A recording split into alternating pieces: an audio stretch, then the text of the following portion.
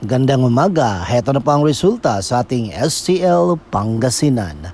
Para sa araw na to, April 21, 2026, sa araw ng Tuesday, first draw result.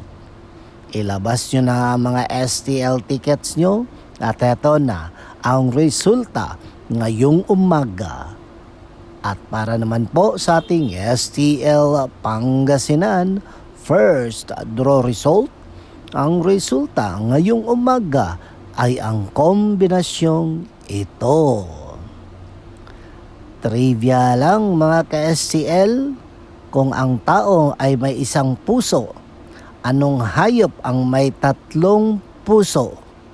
Ang sagot, octopus. At yan po ang dagdag kaalaman mga ka-STL. Don't forget to subscribe, Purple Green TV. Paki-like at share po. Thank you.